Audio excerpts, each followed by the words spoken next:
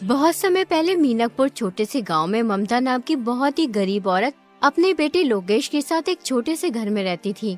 ममता दूसरों के घरों में खाना बनाने का काम किया करती थी, जिससे घर का गुजारा होता था। एक दिन ममता लोकेश से कहती है, लोकेश बेटा, जा भानु भैया की दुकान से घर का राशन ले आ। अगर वो पैसे मांगे तो कह देना कि पैसे अगले महीने दे देंगे। ठीक है माँ, मैं अभी राशन ले आता हूँ। लोकेश भानु की दुकान पर राशन लेने पहुँच जाता है। वो भानु से कहता है, भानु भैया, माँ ने राशन मंगाया है। उन्होंने कहा है कि पैसे अगले महीने दे देंगे। तुमने मुझे क्या समझ रखा है, जो मुंह उठाए उधार लेने चले आते हो यहाँ। अरे उधार की वजह से मेरी दुकान बंद होने की कगार पे है। अभी तुमने पहले के पैसे दिए नहीं है और उधार लेने चले आए। देखो भाई, मैं उधार का कोई सामान नहीं दे सकता। भानु दुकानदार की ये बात सुनकर लोकेश अपने घर की ओर चल पड़ता है और वो सोचने लगता है, मैं कितना अभागा हूँ जो 2 वक्त के खाने के लिए पैसे नहीं जुटा सकता। माँ किस तरह दूसरों के घरों में काम करती है। अब मुझसे उनका दुख देखा नहीं जाता। बेचारी कब तक दूसरों का काम करती रहेंगी। मुझे कोई काम जरूर करना होगा। शायद अब वक्त आ गया है कि मुझे अपनी जिम्मेदारी संभालनी होगी, ताकि मैं अपनी माँ को इस स्थिति से निकाल सकूं और उनकी जिंदगी में थोड़ी खुशियां ला सकूं। लोकेश ये सोच ही रहा था, तभी उसकी नजर एक ऋषिवर पर पड़ी। ऋषिवर ने लोकेश को अपने पास बुलाया और बोले, क्यों उदास हो प्यारे बेटे? तुम्हें देखकर ऐसा लगता है जैसे तुम किसी बड़ी समस्या से जूझ रहे हो।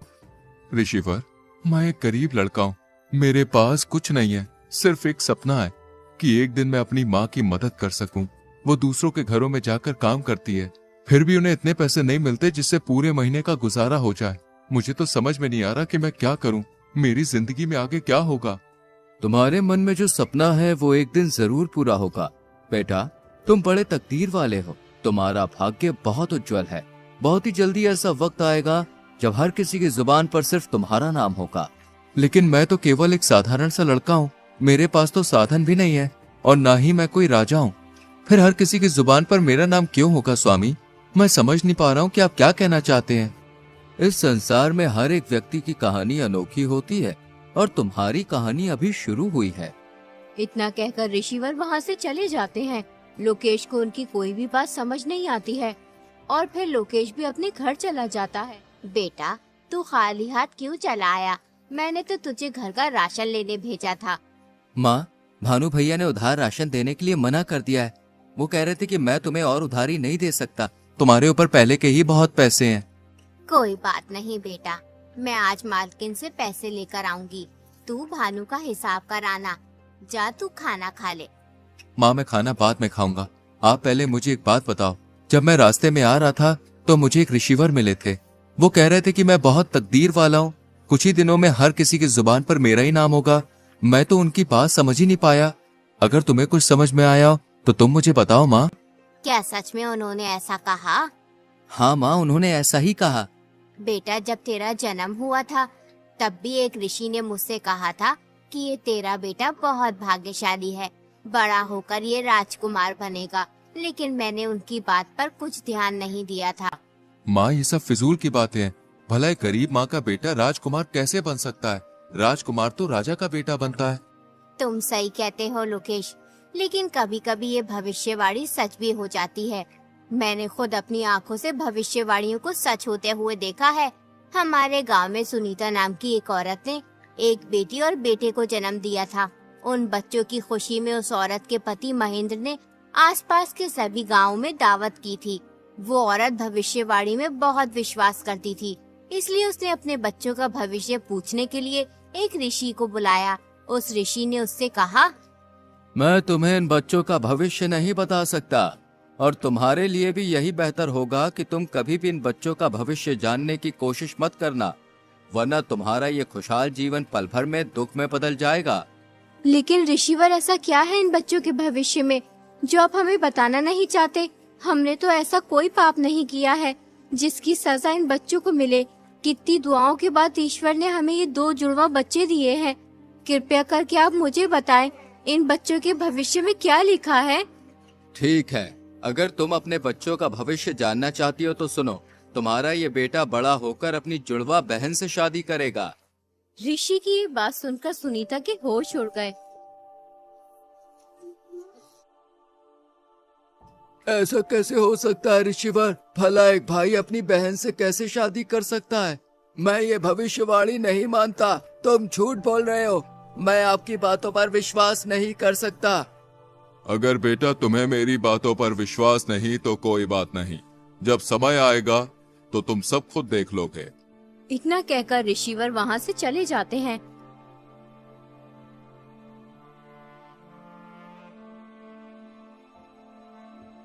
फिर सुनीता अपने पति से कहती है, नहीं, ये तो असंभव है।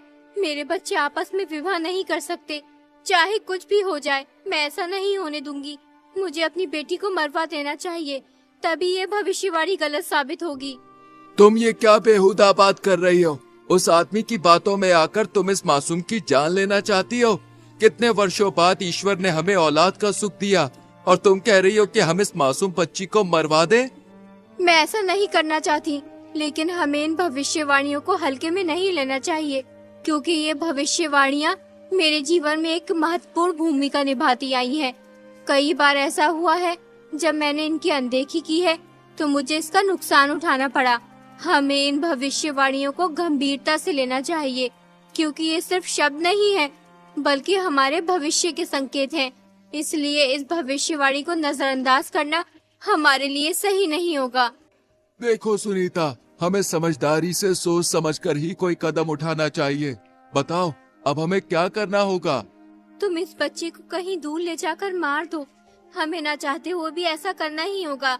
इसी में हमारी भलाई है। अगर भविष्यवाणी सच हो गई तो अनर्थ हो जाएगा। ठीक है, जो आज तक किसी ने नहीं किया वो मैं करूँगा। अपने ही हाथों से अपनी बच्ची की जान लूंगा। तुम इस बच्ची को किसी कपड़े में लपेट दो जिससे मुझ पर किसी को शक ना हो।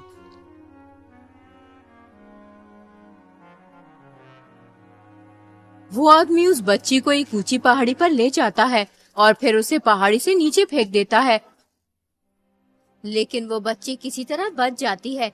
एक अमीर आदमी उस जगह से गुजर रहा होता है, तभी उसकी नजर उस बच्ची पर पड़ती है। अरे वाह, कितनी प्यारी बच्ची है।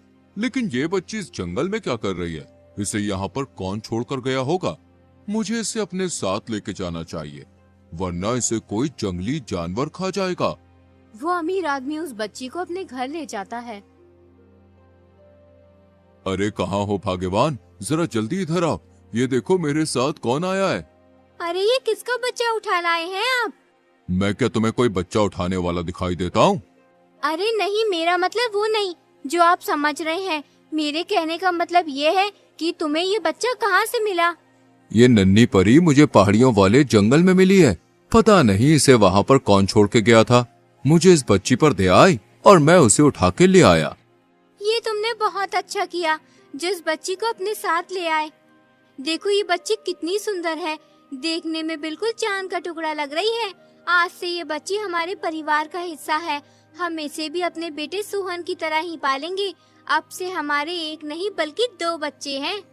यूं ही कई वर्ष बीत जाते हैं। अब वो दोनों भाई बहन बड़े हो चुके होते हैं।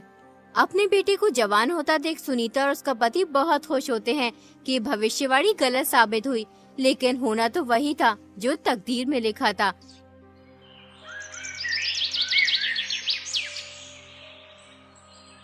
एक दिन सुनीता का लड़का किसी काम से बाहर कहीं दूर जा रहा होता है। तभी रास्ते में उसकी नजर अमीर आदमी की बेटी पर पड़ती है। उसे देखकर वो सब कुछ भूल जाता है। वो अपने माँ बाप को बगैर कुछ लड़की से शादी कर लेता है और उस लड़के घर ले आता है। माँ, मैंने इस लड़की से शादी कर ली है। ये सेठ हमीर चंद की बेटी है। बेटा तुझे शादी करने की इतनी भी जल्दी क्या थी? एक बार हमसे पूछ तो लेता। आखिर हम तेरे माता पिता हैं। हमने तुझे पाल पोस कर इतना बड़ा किया है, इसलिए हमारा भी हक बनता है कि तेरे सुख दुख में साथ रहें। अरे भाग्यवान, तुम भी ये क्या बात लेकर बैठ गई हो? अरे हमें तो खुश होना चाहिए। हमारे बेटे की खुशी में ही तो हमारी खुशी है। बेटी तुम बहुत दूर से चल के आई हो, जाओ थोड़ा आराम कर लो। बेटी तुम कितने भाई बहन हो? सासू जी हम 2 भाई बहन हैं, लेकिन मैं सेठ अमीर चंद की सगी बेटी नहीं हूँ। मैं तो उन्हें पहाड़ी के पास मिली थी। लेकिन उन्होंने मुझे कभी माँ पापा की कमी महसूस नहीं होने दी। अपने बेटे की बहू के मुंह से ये बात सुनकर सुनीता सब समझ जाती है कि ये लड़की हमारी बेटी है। वो इस बात को अपने पति महेंद्र को भी बताती है कि भविष्यवाणी सच साबित हुई। ये बात किसी तरह सुनीता के बेटे को भी पता चल जाती है कि जिस लड़की से उसने शादी की है वो उसकी सगी बहन है, इसलिए वो अपनी जान ले लेता है और फिर वो लड़की भी मर जाती है। ये तो बहुत बुरा हुआ। इस बात को सुनकर मुझे पूरा विश्वास हो गया कि भविष्यवाणियां सच होती हैं। हमें इन्हें हल्के में नहीं लेना चाहिए। हाँ बेटा, मैं तुझे यही समझा रही थी कि इन भविष्यवाणियों को झूठ समझने की कोशिश मत करना। इसका मतलब वो ऋषिवर सच कह रहे थे कि मेरे मन में जो सपना है वो एक दिन जरूर पूरा होगा और बहुत जल्दी मेरा भाग्य उज्जवल होगा। उसके बाद हर किसी की जुबान पर सिर्फ मेरा नाम होगा। जिस राज्य में लोकेश रहता था उस राज्य का राजा सूरजमहल बहुत ही शांति प्रिय और दयालु था। उसके शासन में सभी खुश रहते थे। प्रजा भी राजा को बेहद पसंद करती थी। हर कोई गर्व महसूस करता था कि वे ऐसे राज्य में रहते हैं जहां एक शांति प्रिय और समझदार राजा शासन कर रहा है। राजा के राज्य की इस उचित व्यवस्था के पीछे जिस आदमी का हाथ था वो थे उनके सबसे प्रिय सलाहकार रघुवीर सिंह। रघुवीर सिंह के रहते राजा को कभी कोई दिक्कत महसूस नहीं हुई, लेकिन अचानक एक दिन रघुवीर सिंह की मृत्यु हो गई। इससे राजा को बहुत दुख हुआ। अब उनके प्रमुख सलाहकार का पद खाली पड़ा था। वो चाहते थे कि पूरे राज्य में सबसे बुद्धिमान और जवान आदमी को ये पद मिले, इसलिए वो अपने मंत्री से कहते हैं, पूरे राज्य में घोषणा करवा दो कि जो भी व्यक्ति राजा की 3 पहेलियों का सही जवाब देगा उसे राजा 1000 सोने के सिक्के और अपना प्रमुख सलाहकार नियुक्त करेंगे। अगले ही दिन मंत्री ढिंडोरची को घोषणा करवाने के लिए भेज देते हैं। सुनो ए लोगों, महाराज सूरजमल का ताजा फरमान जरा गौर से सुनो। महाराज के सबसे प्रिय सलाहकार रघुवीर सिंह की अचानक मृत्यु हो गई है, इसलिए अब उनका पद खाली है। जो भी व्यक्ति महाराज की 3 पहेलियों का सही जवाब देगा उसे महाराज 1000 सोने के सिक्के और अपना प्रमुख सलाहकार नियुक्त करेंगे। कौन जाने अब हमारे मुल्क का क्या होगा। क्यों बाबा, कोई आफत आ गई है सलाहकार की मृत्यु होने से? बेटा, आफत तो कुछ नहीं आई। रघुवीर सिंह बहुत ही अच्छा इंसान था। ईश्वर अच्छे इंसान को जल्द ही अपने पास बुला लेता है। बेचारा हमेशा प्रजा की भलाई चाहता था। मैंने कितने ही सलाहकारों को बदलते देखा है, मगर यकीन मानो रघुवीर सिंह जैसा कोई नहीं था। वो हमेशा गरीब मजलूम लोगों के हित में ही सोचता था। पता नहीं अब राजा का नया सलाहकार कौन बनेगा जो हम जैसे गरीबों के बारे में सोचेगा। अगले ही दिन राजमहल में बहुत से आदमी जाते हैं, लेकिन कोई भी राजा की पहेलियों का जवाब नहीं दे पाता है। यूं ही 3 दिन गुजर जाते हैं। एक दिन लोकेश अपनी माँ से कहता है, माँ, क्यों ना एक बार मैं महाराज के पास जाकर इन पहेलियों का जवाब दूं? बेटा, राजा हर बार पहेली बदल कर पूछता है। अभी तक कोई भी तीनों पहेलियों का सही जवाब नहीं दे पाया है। बहुत से अक्लमंद लोगों ने पहेलियों का जवाब देना चाहा, लेकिन हर कोई नाकाम रहा। तुम उन अमीर लोगों के बीच कैसे जा सकते हो? वहाँ बहुत ही तजुर्बेकार और होशियार लोग आए हुए हैं। माँ, बिल्कुल भी परेशान ना हो, मैं महाराज के पास जरूर जाऊंगा। सोचो, अगर मैंने पहेलियों के जवाब दे दिए तो 1000 सोने के सिक्के मिलेंगे। फिर तुम्हें किसी के घर जाकर काम करने की जरूरत नहीं होगी और मैं भी महाराज का सलाहकार बन जाऊंगा। ठीक है बेटा, तू इतना कह ही रहा है तो जा। मेरी दुआएं तेरे साथ हैं। ईश्वर तेरी हिफाजत करे।